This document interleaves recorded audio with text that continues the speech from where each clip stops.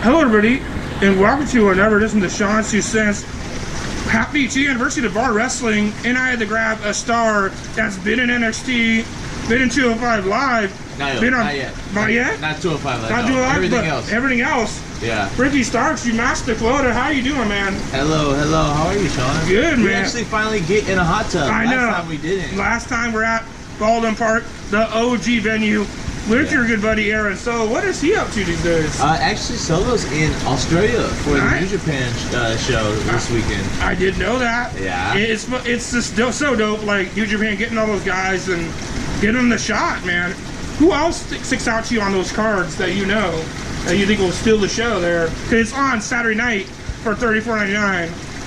Hell yeah. I like Fale. I have another good friend, Tony Casino. Oh yeah. Yeah, he's on there. He once choked out one of my good friends, Ryan Kidd. He choked him out. Oh, I remember that video. Yeah.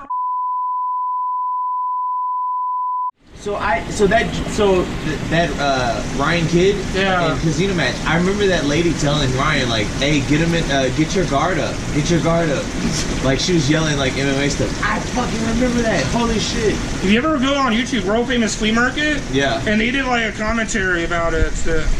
Ryan's doing good stuff now. He's in Mexico, ain't he? I've been trying to keep up. Yeah, he's great. He's one of the most underrated guys around here. Like he's worked so hard. Yeah. I saw him when he was in high school. Like the first indie show he was on, and his mom was in the front row. And it was like 10 minutes from my house, and he was on the show. Like Winter was on it. Yeah. Tyler Bateman was on it. That was like first. I didn't know Tyler's been around for a while. Yeah, he's been around since like 2011, 2010. Yeah. I started in 2011.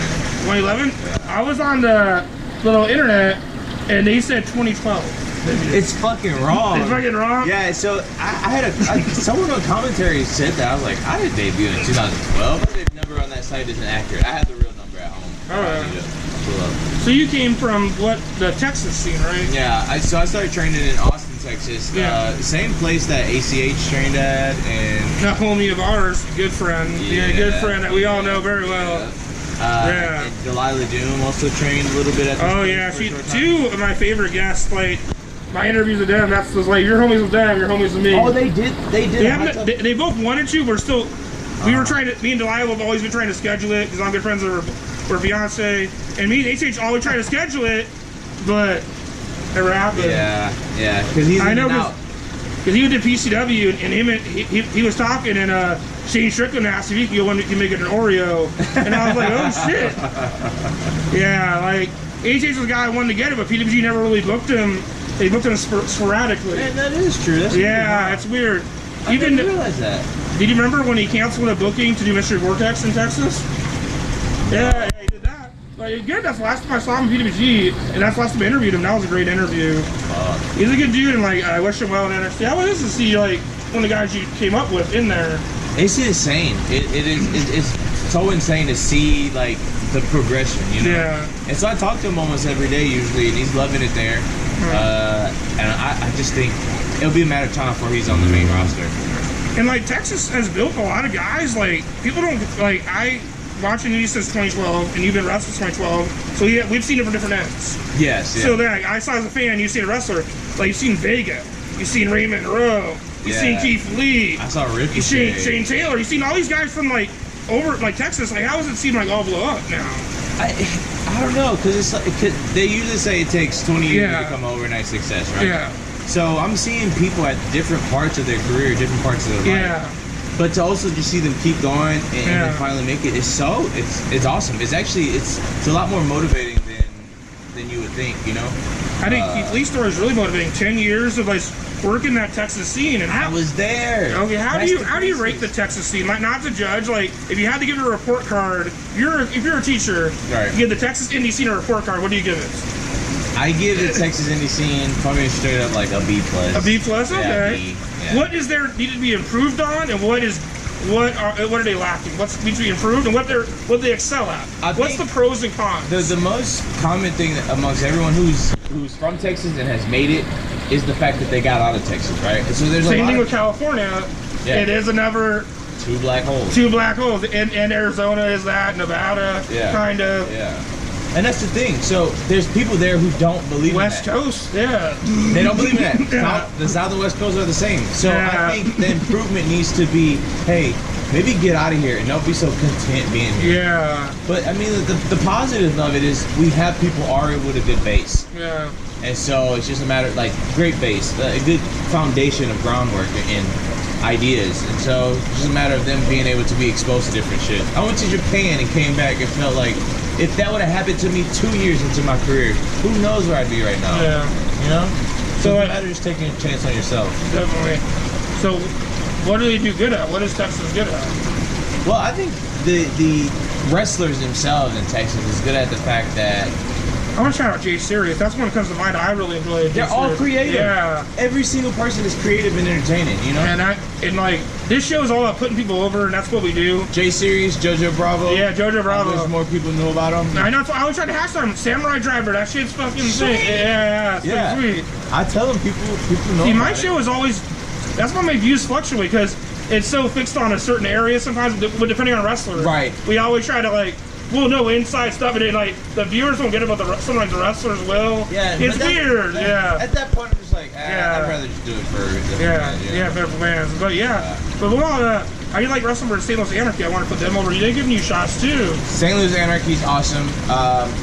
Pierre is running that, and that place is great. That place is really fun, and it's good too because I lived in St. Louis. And that was the first place to keep me on, consistently. So what's the difference between the St. Louis scene and the Texas scene? It's just the styles of wrestling. Just styles? There's more stuff as far as St. Louis wrestlers go than you would find in Texas, right? And so it's more of a quick smash mouth type pacing.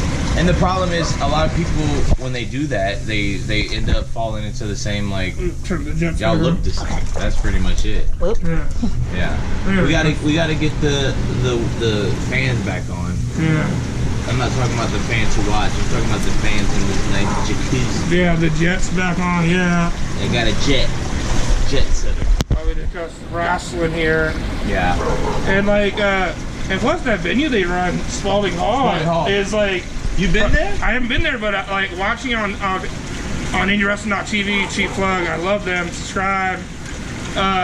It seems like a great venue. Tell us about working there. That place is awesome because there's a bar on the other side, so they serve pizza and like food and shit and drinks. But it's also a church too. It's weird. Shit! I think it's a church because on the wall in the back there's a huge cross. So I think when wrestling isn't there, I think they praise God. Well, Nick Gage and Gary G fucking killed it over there. Yeah, Gary J's always killing it. Yeah, because in the hot tub we're hashtag Gary J movement. That's what we are. We're always hashtag Gary J movement.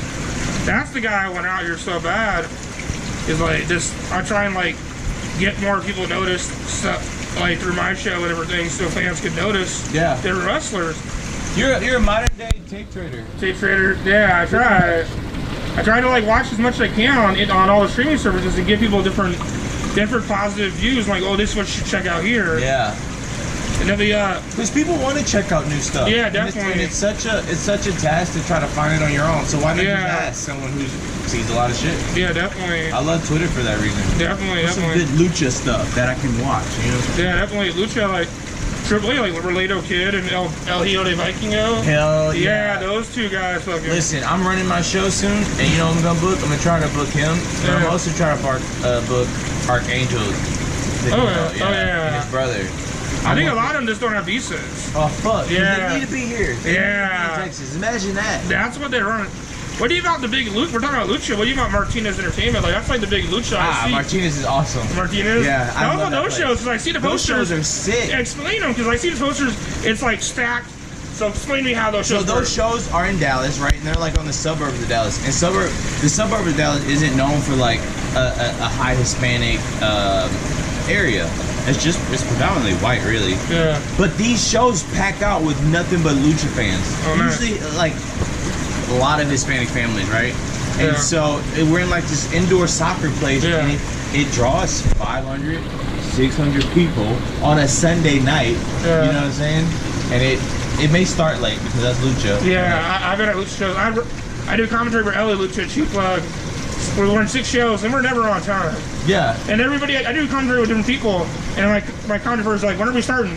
I don't know. When the first people come out and the bell rings, yeah, that's how we start. Yeah. It's always a badass show. Like, we're back in the fall, definitely. I love lucha wrestling. Yeah, definitely. And being in California, the style is like American lucha. Yeah. Kind of like you have we've had 2 New Japan dojos here. Oh yeah, that's right. We had one back in 2000. Yeah, where China did a live music performance. Oh my god. So she did it, yeah. It wasn't good. But she's awesome, and we're trying to get her in Hall of Fame and stuff. I know the guy that runs her Twitter, and he's very awesome. Shout out to Rob. He's very cool. So, what do you admire about this? Because when you come out here for bar, like, what draws you, and like, what do you like about the experience for bar wrestling? Well, California has great weather, obviously, but yeah. The thing about bar is that I like the fans, I like the setting, I like, you can have matchups that you usually wouldn't find, because as you know, it's like, it's the same cowboys riding on the same horses from the West Coast to the East Coast, but at bar, you actually get new matchups that you wouldn't have seen that actually end up starting different feuds that keep going. So that's why it's just it's such a good place to be yourself, relax, and literally just have fun. See, is that what makes a good promotion? Is that when you let wrestlers do it, like you free the freedom. Yeah, the freedom is I think that's such an underappreciated thing that people don't get that may not wrestle.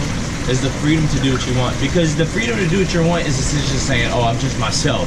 And if people love that, why would people love feeling good when other people enjoy them for themselves?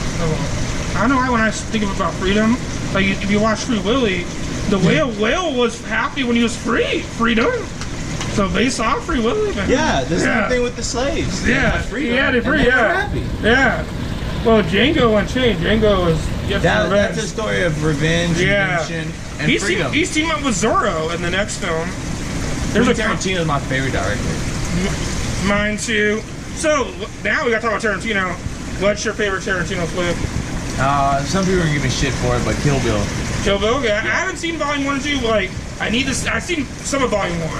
Oh my God, you're missing out. That came out back in 2004, and I remember being 14 and saw it. Like, what the fuck is this? It's so long, and like I have ADD, so it's not long. It's 2 volumes. If you can sit through a bullshit show that has 10 matches and go 20 minutes, you can sit. It's always like Fight Club. Like I've never seen Fight Club. I did, but I don't remember. Same with Memento. I never seen Memento. Like I never seen Interstellar, and heard that was. Fuck. Are you kidding me? I never seen Interstellar. See, like there's movies I've seen like the major movies, but there's some movies that is just like I kind of skip sometimes. I've never seen Godfather, so I don't feel bad. I never seen either. There's a poster in there of the Godfather, but my dad loves it. Or Scarface. Yeah, I've never seen it fully. I've seen some of it. I love the soundtrack though. Yeah. What's your favorite Quentin Tarantino movie? Pulp Fiction. Pulp Fiction? Pulp Fiction. I'm gonna tell you this now. I watched it and I still don't fucking get it. You don't get it? I don't know what that. Like, I think Foxy Brown is way better than Foxy Pulp Brown's. Fiction. But at least I can get that. I understand that. Foxy Brown's good. You like the Hateful Eight? Yeah, I like Hateful Eight. That was a great story. Yeah, then they have it on Netflix where it's like 4 chapters. Yeah, it's like each hour is a different chapter. Oh, but it's still the same movie? Yeah, it's still the same movie, but they changed it around a little bit. You like Inglourious Bastards? Yeah, Inglourious Bastards fucking dope. That was cool. That guy, that villain plays the same character in almost every movie. Yeah. If you haven't noticed. Yeah, Tarantino's good, and like he's supposed to do Star Trek rated R. What? He's trying to do Star Trek rated R. He's wrote a script. I heard Quentin Tarantino's trying to do Transformers. Well, I like Bumblebee. I thought the direction they went with Bumblebee was good. I don't care for it. You know, Chris Rock is doing a remake of Saw. Oh yeah, he's doing Saw. Yeah, and Chris Rock. Yeah. What the fuck? It's a fresh take because now it's the Jordan Peele effect. Jordan Peele went from comedy to doing horror, and then so did Dane McBride and David Gordon Green. They did Halloween. When? They did the new Halloween. That was Dane McBride and Danny Gordon Green, who did Pineapple Express. Oh shit! They wrote Halloween. I didn't know that. I'm a big movie guy, as much as wrestling guy. Yeah. Damn, I knew this would happen. The Jordan Peele effect. Yeah. Comedian. Who knew comedians were just dark motherfuckers? Huh? They're dark. Yeah. Well, you seen Bobcat Goldthwait? Like he did a show called like Monsters, and like how a guy falls in love with a mermaid and shit. It's fucking crazy. It's on True TV. I don't have it. I don't have Netflix and Cody. Whatever my dad has, my dad pays for cable, and I have the Roku stick. So whatever he's subscribed to, I just put his password in, so it comes in free. I'm like, okay, that's commercials, but he has HBO, so I'm like, okay. HBO. What's your favorite show on HBO? Well, I like Barry. Been watching Barry. Barry's great. You do like Curb Your Enthusiasm? Love Curb Your Enthusiasm. Fuck. Yes. Remember the episode where Michael J. Fox? Oh yeah. He's Michael J. Fox, and at the end of it, he goes to give him a coat. Oh yeah. And he shakes it up. Yeah, because he has the trimmers. Yeah. And the area opens. He goes, "What the fuck?" He did it on purpose. Yeah. He did it on purpose. It's like, no, he's trimmers, Larry. Then the mayor banned him, and they ended up in France. Yeah. The new season's coming out next year. Hey, Curb Your Enthusiasm is great. Yeah, new season. episode. Yeah, next year. Oh, okay. Yeah, because they announced it. If you watch the new shows on HBO, they promote it. They got a new show now called Euphoria. Me and my sister just finished the 2 episodes. Don't watch it with your sibling. It's not that. I mean, the second episode was bad to watch. Yeah, we're like, a lot of dicks in that. I know, I'm like, man, me and my sister didn't see that many dicks together. I love the show, but also it's because I have a crush on her. I have my crush on her Zendaya. Are you excited for the new movie this weekend? Spider-Man Far From Home? I guess. I don't know. There's so many movies out right now, like Toy Story 4. I know. First off, why?